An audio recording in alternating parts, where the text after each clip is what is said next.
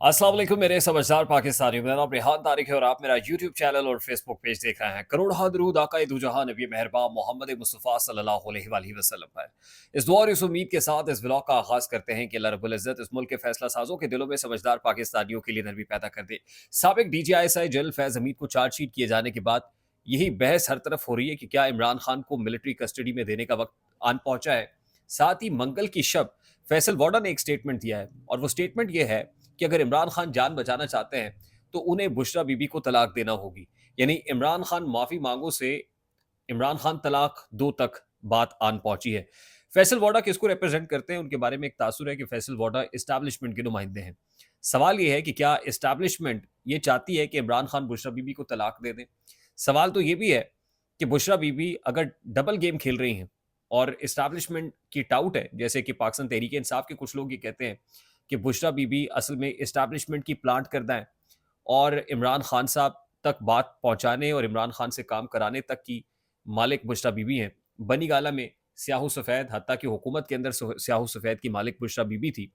तो क्या वजह है कि इस्टेब्लिशमेंट का जो फेस है फैसल वोडा, वो ये समझते हैं कि अगर इमरान खान बुशरा बीबी को तलाक दे दें तो इमरान खान की जान खलासी हो सकती है। क्या इमरान खान की जान बुशरा बीबी में है? यानी बुशरा बीबी वो तोता है जिसमें इमरान खान की जान है। और बुशरा बीबी और इमरान खान को अलहदा करने का मकसद क्या है? बहुत सारे सवालात हैं।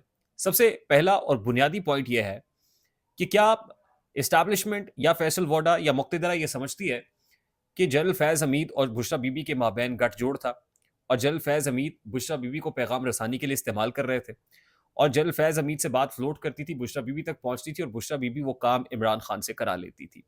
क्या अगर ऐसा है, तो फैसल वोडा के पास वो सबूत मौजूद हैं कि बुशरा बीबी के फ़ोन के अंदर या बुशरा बीबी की कोई कॉल टैप की हो, तो ऐसी कोई एविडेंसेस मौजूद हैं? और अगर ऐसी कोई एविडेंसेस मौजूद हैं, तो लिंक एस्टैब्लिश करने में तो बहुत आसानी हो जाएगी कि जनरल फैज़ हमीद का लिंक बुशरा बीबी से क्या था और बुशरा बीबी आगे इमरान खान को क्या बात कन्वे कर रही थी। और अगर ऐसा है, तो फिर असल में तो किरदार बुशरा बीबी हुई और फिर बुशरा बीबी की क्या मिलिट्री जो कस्टडी है, वो ज़रूरी नहीं है? क्या इमरान खान का मिलिट्री कोर्ट के ट्रायल की तो बातें हो रही हैं। अगर ऐसा है तो फिर तो बुशरा बीबी का मिलिट्री कोर्ट ट्रायल होना चाहिए। अगर नहीं, तो फिर एक खातून जो साबिका खातून अव्वल हैं और इमरान खान साहब की अहलिया हैं, उनको पब्लिक डोमेन में डिस्कस करके मेलाइन क्यों किया जा रहा है? यानी उनकी इज़्ज़त क्यों उछाली जा रही है? उनको डिफेम क्यों किया जा रहा है? और क्या ये तलाक कोई बहुत मकबूल अमर है? यानी फैसल वोडा साहब कह रहे हैं तलाक देनी होगी, तो ये कोई बहुत मकबूल अमर है। क्या ये घटिया बात नहीं है? क्या ये नीच हरकत नहीं है? और फैसल वोडा अगर ये हरकत कर रहे हैं या बात कर रहे हैं तो किसकी हिमा पर कर रहे हैं? और इमरान खान की जान खलासी, मुझे ये समझ नहीं आती कि अगर तलाक दे दी जाएगी तो फिर वो जो जान खलासी नहीं होनी तलाक दिए बगैर, वो जान खलासी कैसे हो जाएगी? इसका एक और पर्सपेक्टिव और कॉनोटेशन इसकी इस तरह से भी ड्रॉ की जा सकती है कि पहले ही इमरान खान साहब के ऊपर एक दबाव, प्रेशर बिल्डअप किया जा रहा है। क्या बुशरा बीवी से तलाक के मामले को उठा के इमरान खान के ऊपर प्रेशर डालना मकसूद है? क्या इमरान खान को ये मैसेज देना मकसूद है कि अगली बारी बुशरा बीबी की हो सकती है और बुशरा बीबी से मुतालिक हमारे पास कोई सब्सटेंशियल एविडेंसेस मौजूद है?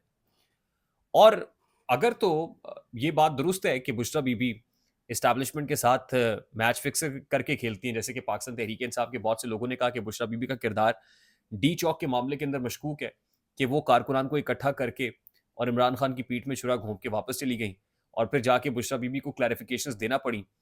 तो पाकिस्तान तहरीक इंसाफ के कुछ लोग, मैं कुछ लोगों की बात कर रहा हूँ, वो तो फिर ये समझते हैं कि शायद बुशरा बीबी ही कसूरवार है। असल ज़िम्मेदार इमरान खान साहब के गिर्द अगर शिकंजा सख्त हुआ है या घेरा तंग हुआ है या सख्ती बढ़ी है, तो बुशरा बीबी कसूरवार है।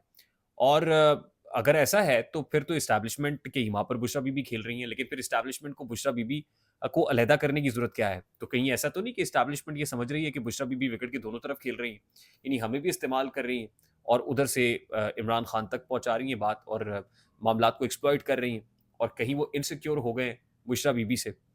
खैर, बुशरा बीबी और इमरान खान का ताल्लुक जब से कायम हुआ है, तरह-तरह की बातें तो होती ही रही हैं।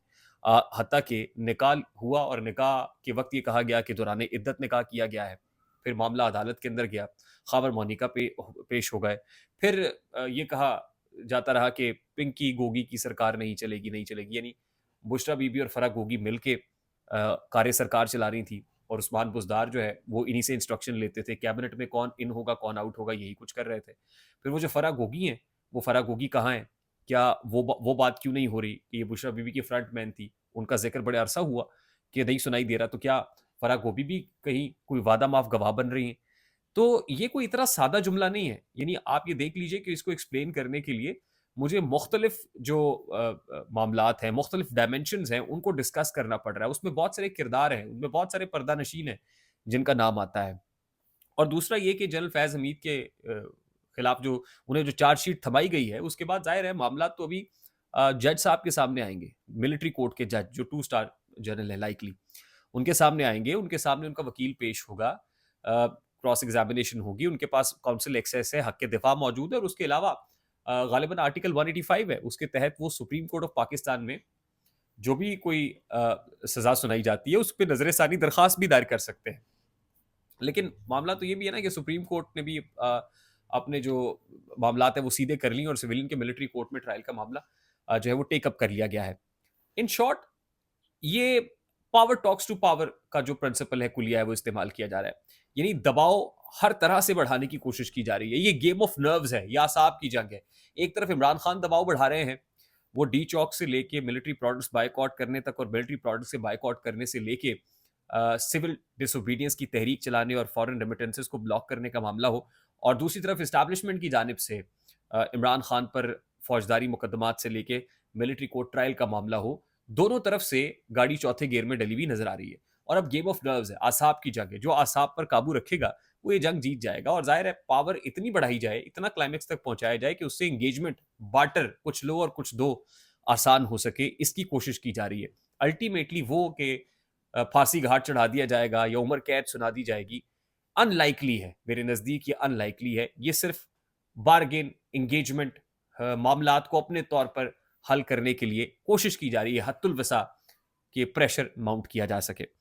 दूसरी तरफ ज़ाहिर है 20 जनवरी की तारीख भी आ रही है, और 20 जनवरी इसलिए इंपॉर्टेंट है कि अमेरिका के अंदर सरकार तब्दील होने जा रही है।